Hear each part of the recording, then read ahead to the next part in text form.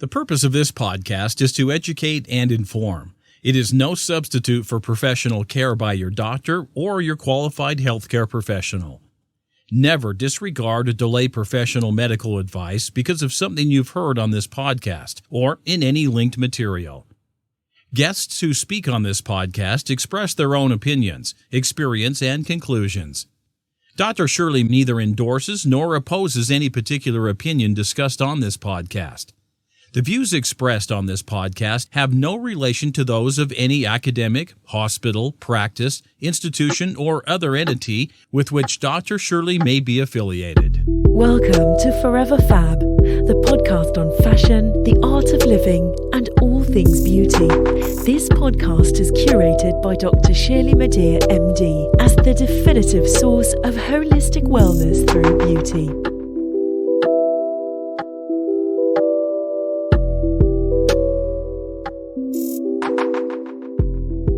Welcome back to part 2 of the Forever Fab podcast with my fabulous guest, Lauren Wilson, founder of Dora Maar.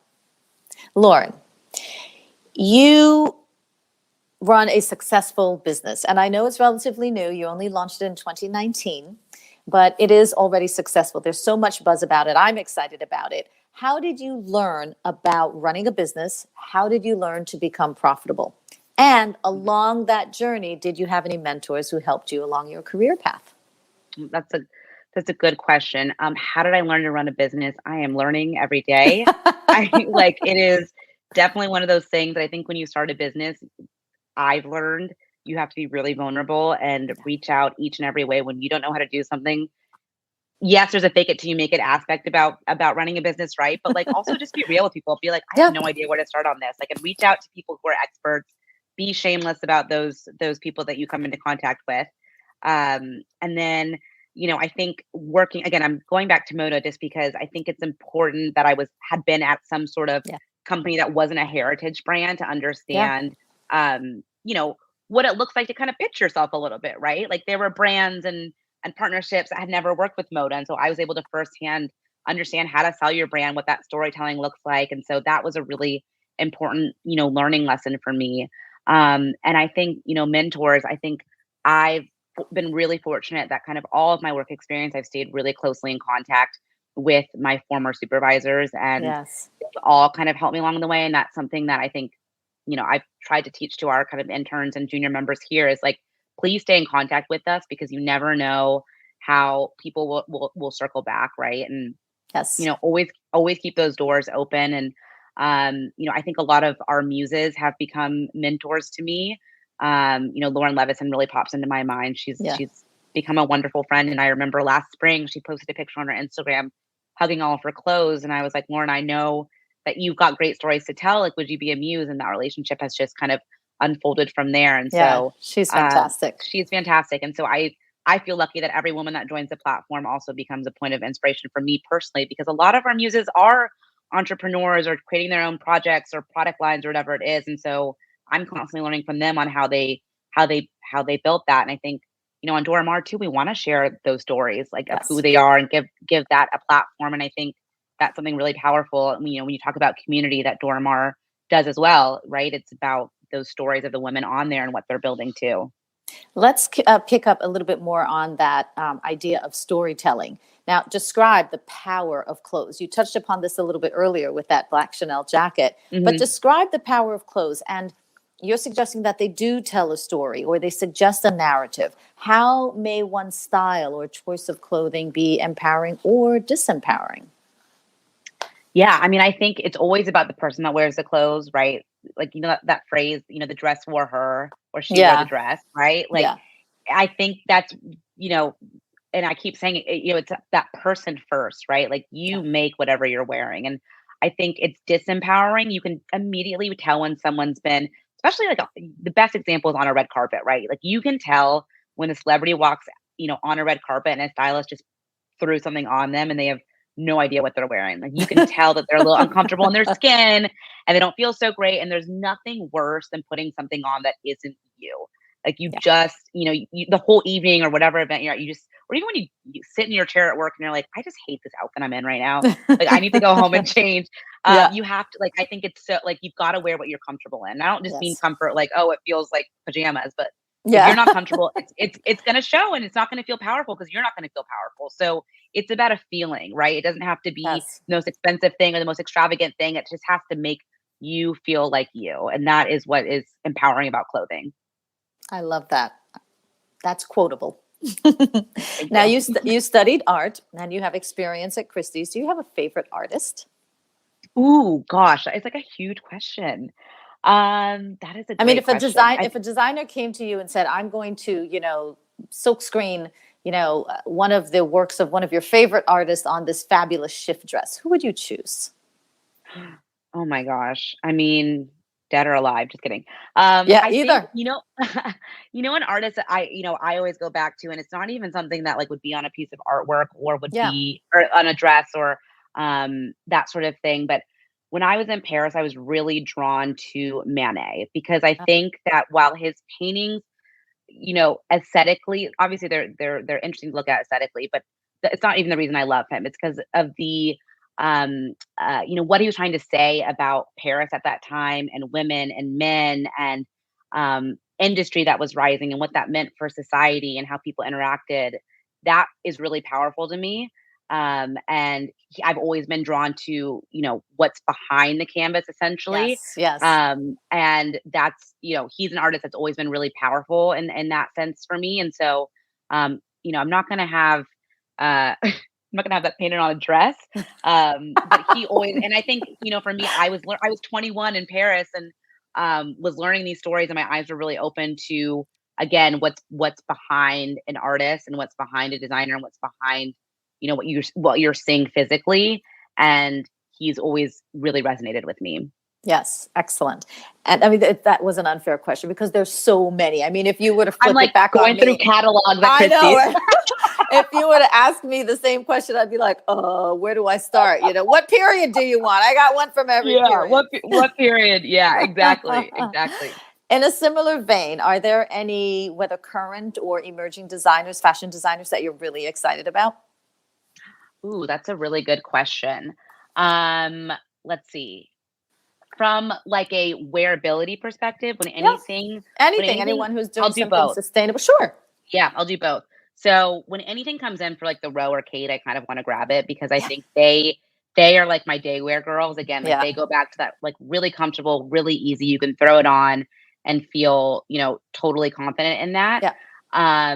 They have like elevated basics, right? Yeah, elevated basics, understated luxury, elevated, that whole thing. Yeah. I think, an evening wear, I think one of my favorite pieces that actually came from Lauren Levison's closet was this bright pink, the Christopher John Rogers bubble crop top and skirt. And I think like it is really, and I think when people put on Christopher John Rogers, like it is really, you look at that shape on a hanger and you're like, yeah, I'm going to look like crazy. But then you put it on and it's like, it's such a power dress. And I love a bright pink moment, especially for evening. And I think it's something about, I call Dora Maar Elle Woods of startups, right? Because we don't look like a startup. Like we're wearing all these crazy things. Like don't necessarily act like your normal tech startup, but like don't underestimate us essentially. And so I love putting on like a big pink dress moment. And I think Christopher John Rogers does it in a sense that's like it's fun and it's feminine, but it's powerful. Yes, and that's a really difficult thing to kind of capture. So I'm whenever I see the women wearing that on the carpet, I really gravitate towards that. So I need a reason to wear it now. Well, you can wear it tomorrow. The Met is having, that chat with Christopher John Rogers. Yeah, we go. There we go. I should be going. You should be going. Well, yeah. Good for you. Exactly. Okay. And another question. What is the one signature article of clothing you believe every woman should have? No matter what.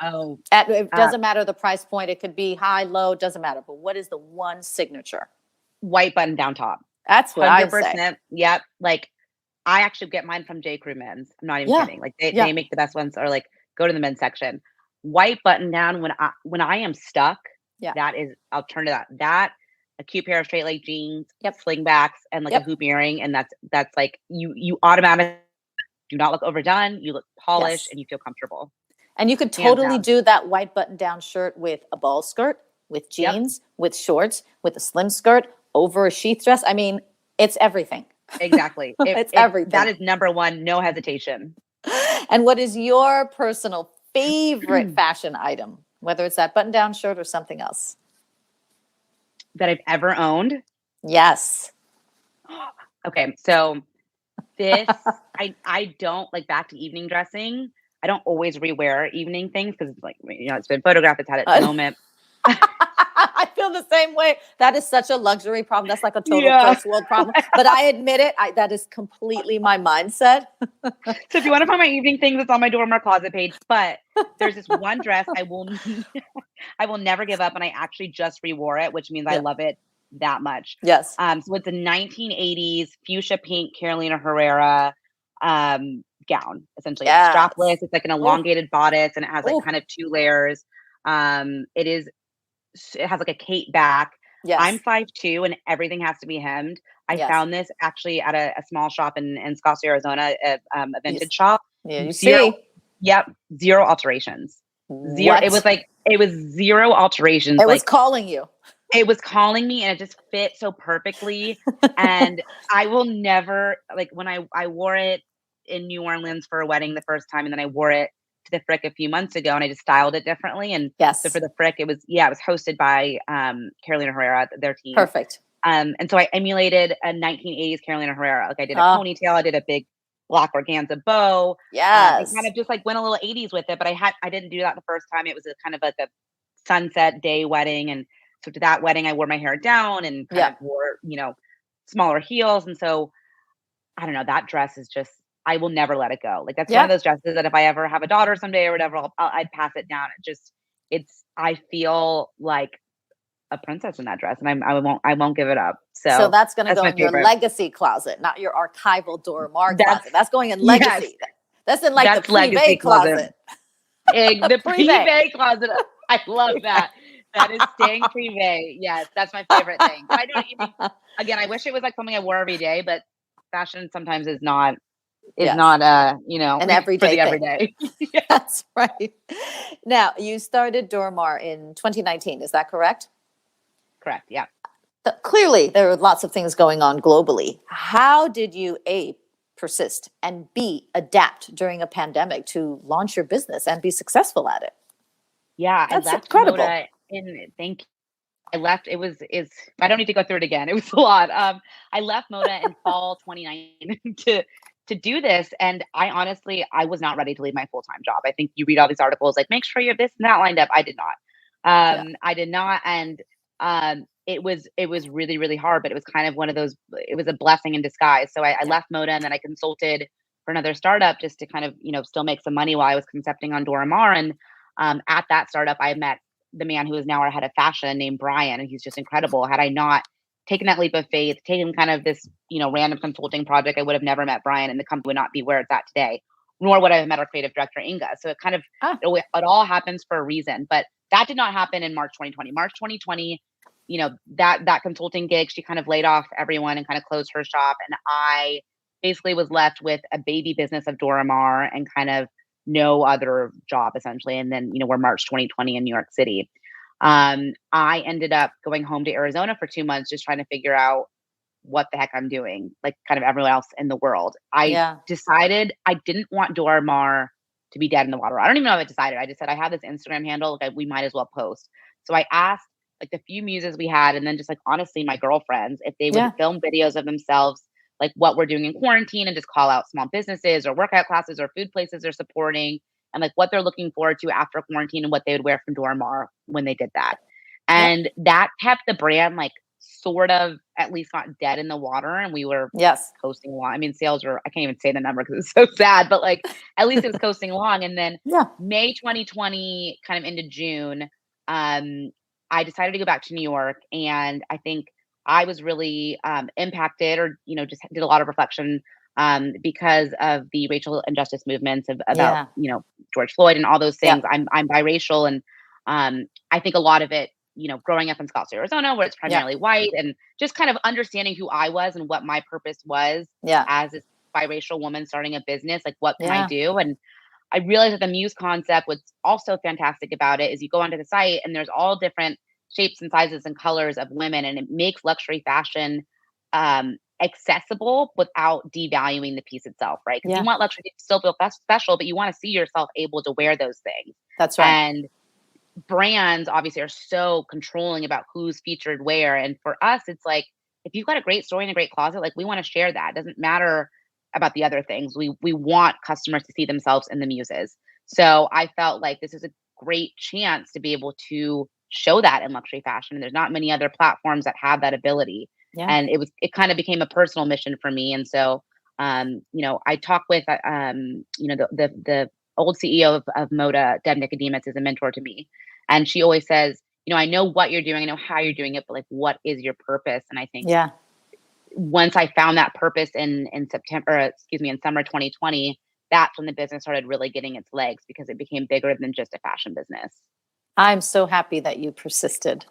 Thank you. That's important. It was tough, but never give up. Never give up. Understood and agreed. Yeah. And do you see how like crazy this is? Because initially when I came up with the topic or the name of this episode, I thought, okay, people are going to be like, what does that have to do with what they're talking about? But you just mentioned, all the things you just mentioned with this question about, timing and thinking about things, and how had it not been for certain things, you would not have met. And so I'm just going to repeat the title of the episode, or the dedication. It's dedicated to knowing that everything happens timely, in its right time, with divine precision. So even though you were questioning yourself and questioning Dora Maar, you knew, you had that knowing deep down that you had a passion for it, and it was your purpose. It was just a matter of sort of communicating that, and you persisted. So here you are in divine precision. Thank you. Isn't that crazy? That's so sexy. I love that. I think my favorite, something that I try to remember, because being an entrepreneur, you do get a lot of no's, right? A lot of not right now. But I always say that's God's protection, right? Like every no just means it wasn't the time or the place or the person or the opportunity for me or for my business or whatever it is. Right. And that is, it's a huge, huge learning to understand that when the time's right, things will fall into place. Just don't give up. Just don't give up. Stay the course. Mm-hmm. That's right. No is perhaps not now. Yeah. No, maybe I'm not your people. So keep it moving. Exactly. Speaking of keeping it moving, what do you think, or where do you think the future of fashion is going? What are you excited about for the future of fashion? Ooh, that's a big one. I think it's so interesting seeing how luxury grapples with change, right? Not just in tech now, but really the democratization. It's always such a hard word to say. Yes. This idea of community. It's a hard concept to really achieve too. Exactly. Let's be clear about that. Exactly. No, it is. It is. And luxury, like, look, Chanel is not even online, right? Like Louis Vuitton, like, you can't even buy online. So like they are slow to change. They are true traditionalists, but it's one of those things that you can't ignore necessarily, right? Yeah. So right. I'm excited for the movers and shakers that are out there being vocal about the change that wants to happen. And oh my gosh, I'm trying to think of how to even put this into words. I think, fashion and tech are kind of at odds sometimes. I think something that kind of illustrates that is, again, talking with our authenticator, Alex, and we're talking about, tech innovations and authentication and how, what that looks like in blockchain, and is Louis Vuitton going to do blockchain at Chanel, whatever. And he's like, look, Hermes is never going to be made by a machine. I will never trust a machine to authenticate an Hermes. And that was like a real eye-opening moment for me on how luxury kind of wrestles with fashion and tech. And that's something that when I'm pitching to investors, I'm like, this is a bigger concept than just me, right? It's really difficult. But I think places like, I hate to go back to like Instagram and social media and TikTok, but like those places, you're seeing the future faces of fashion there, right? Yes. Like those are the people that you're going to see making real changes. And I think absolutely making room is important. And I hope these big brands get on board. Yeah. If they don't, unfortunately, they're not made of steel. Like things will change and shift. And I think Dora Maar will be at the forefront of that, hopefully. It will be. It will be. Yeah. Yes. Oh, the last few questions. Fabulous, Lauren. Let's pivot a little bit. What do you do to decompress or to de-stress? What do you have a wellness routine or well-being ritual, and what is it? Yeah. One thing that I will say that, I always implement at Dora Maar with myself and the team is like, we take our weekends off. Like we value those weekends. I think you're not a martyr by working every day, 24 hours a day does not make you a successful business does not make you a super good worker. It makes you a bad worker, in my opinion. Like, you got to give yourself rest and time to think and rejuvenate and get, you learn things about what you want to do outside of Dora Maar and outside of the office, just from being out in the city or with friends or whatever. So those 2 days, Saturday and Sunday, like, we take those off. And that's something that is really big for me to kind of like shed the CEO founder skin and just be Lauren, just be like normal Lauren. I'm a big into working out. I love Pure Barre. I'm like a Pure Barre addict. And when it gets nice out, I'm always running on the West Side Highway. That is a time when I can put my phone away and not look at emails or text messages. Cause let's be real, if we're sitting on the couch, we're always scrolling. Right. And so, of course, need time away from the phone. That's super, super important. And just being around my friends and family. I can't say I have a wellness routine because there's events or there's this, or we're working late on a Monday night or whatever it is. Yes. So I think it's really just being kind to yourself and taking time off and doing activities that take me away from my phone and technology. I agree with all of those. And it doesn't, a wellness, they don't really need a routine, but if you just do something for yourself every day, and that could include not watching your phone or not scrolling for 20 minutes. I mean, something just to sort of separate, detach, refresh, that's wellness, right? That's taking care of yourself. And that's important. Exactly. Now, do you have a personal skincare routine? Oh my gosh. That's kind of always shifting sometimes, but I do. I think there was this article written a few months ago on my like beauty routine, and the whole team was laughing because they were like, "You do a 7-step routine," and I was like, "Yeah, I guess." Hi. Hello. But that's kind of a wellness thing, actually. Like, you make yourself kind of feel like a little mini spa when you're like, taking off the grind from the day and doing your potions and lotions. And I will say something that's always a constant is, and not every skin can take it, but I'm really big on oils. Like, I use an oil cleanser. I use rose. Yeah. Because I'm like, okay, I want to keep this like as hydrated as possible. So I always kind of work an oil in somehow. Like, that's always something that I always do. I'll do like an overnight mask every probably two nights a week. Or maybe 3. But I don't know. I'm always changing out products. Actually, there's not to plug Dora Maar, but this is actually something I use all the time now. We have a French brand called Peo on Dora Maar, and the vitamin C firming serum. It's like a morning serum I use. It honestly is incredible. Brian, our head of fashion, and I use it religiously, and everyone comments on our skin. So we're like, okay, we're doing something right. No, vitamin C is major. Yeah. Well, see, Dr. Shirley says it's major. It's definitely major. But yeah, I mean, I think I guess I do have a 7-step routine. I can't regurgitate it. I don't even know sometimes. Oh, that's good. That's good. Remove, cleanse, moisturize, oil, repeat. Remove. Exactly. There's always a serum thrown in there. There's eye cream. I don't know if eye cream even works, but eye cream's thrown in there for the sake of it. I love, what I love actually? Yeah. You can just get it at like Dwayne Reed or whatever. Yeah. The Roche Posay, the like just kind of water spray. Yeah. Just the ritual of that makes me feel so fresh. That's a big thing that I do. Yeah. I mean, if you have 7 steps, I mean, imagine. Or you're double. I mean, sometimes I'm double and other times I'm literally like a fraction of it, but I'm really intentional about my skincare products. And every time I put something on, it's like, what is my face telling me? So I have this whole like process. Well, it's a little over the top. The easiest thing is hydration, right? You notice, like if we simplify it the most, like drinking water. Yeah. I know all the celebrities say that, but really it's, well, Dr. Shirley, you're a doctor. Yes. Yeah. I don't need to tell you. I don't play one on TV. Yeah. Exactly. Like you literally are. So. Oh my gosh. Lauren, I can't believe this is the last question. I mean, have we run through 30 questions? Almost 30 questions. Yeah. This is number 28. And I may have put in another one in there. So that was like 29 questions. Amazing.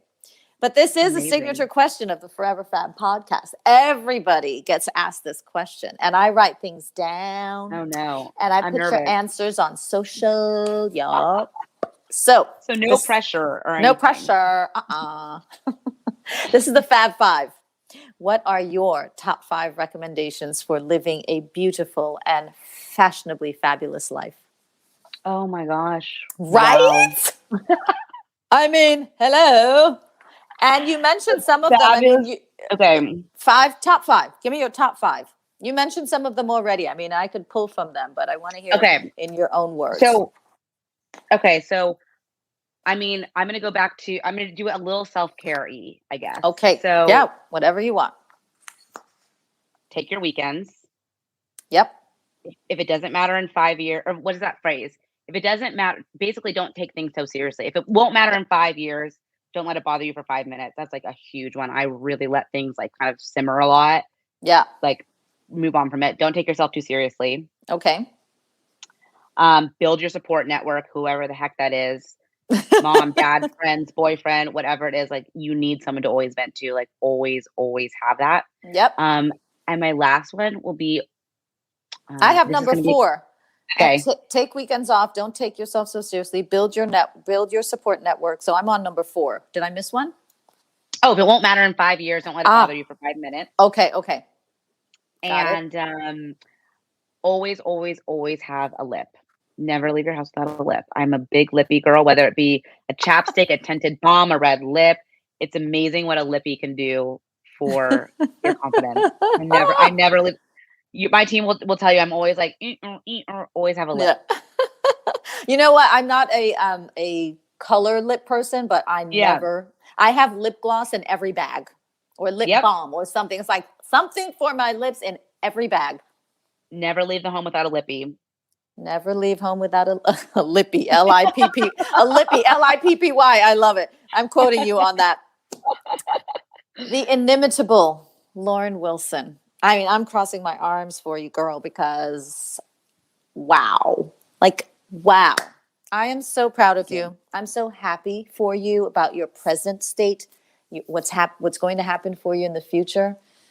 Really great things coming. I feel it. I feel it. You've built something. The momentum is increasing rapidly, and you're creating a legacy. Thank you, Dr. Shirley. I mean, look, it's because I surround myself again with that great support network and women like you.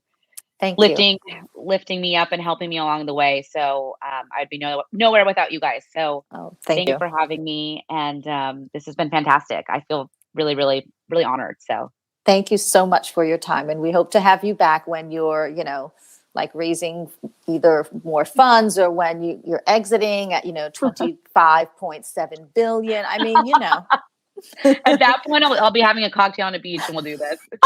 That's okay. And we could do it from a distance, or I could be in the next lounge chair right next to you. Like, okay, girl. Okay, question number 13 is. Yeah. Love this. Congratulations. Thank you so very much. You will see my closets soon. Yes, exactly. Guys, everyone, Dr. Shirley's closet's coming. That's something you really, really can't miss. So tables will be turned next time. Tables are turned next time. And I'm digging into your stories. You can dig into all my stuff. Thank you so much, Lauren. I really appreciate your time. I'll let you go and do the fabulous Dora Maar things, and we'll see you soon on Forever Fab. Bye. Great. Thank you. This brings us to our closure of this week's episode of the Forever Fab podcast with my fabulous guest, Lauren Wilson. If you want to be a muse, check out the archival luxury fashion site at doramar.com. That's Dora, Dora -Mar, MAAR.com. Also, check it out on social. The IG handle is at Shop Dora Maar. Shop Dora, Dora Mar, MAAR.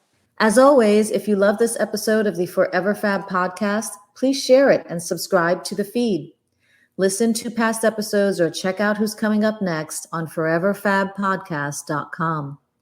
If you enjoy listening to the Forever Fab podcast and you want more, get more audio and visuals with a membership through Patreon. Choose the gold, platinum, or diamond tier for premium added content, special co-hosts, lifestyle videos, branded merchandise, and maybe even private access to my clubhouse by visiting patreon.com/foreverfab. If you're a founder or you represent a beauty brand and you want to be featured on an episode of the Forever Fab podcast segment of 15 minutes of fab, send me some stuff. Visit foreverfabpodcast.com and fill out the contact form. For general holistic beauty tips or to set up an appointment with me to discuss your personalized options for leveling up your beauty, visit elementsandgraces.com and sign up for my newsletter or just give us a call.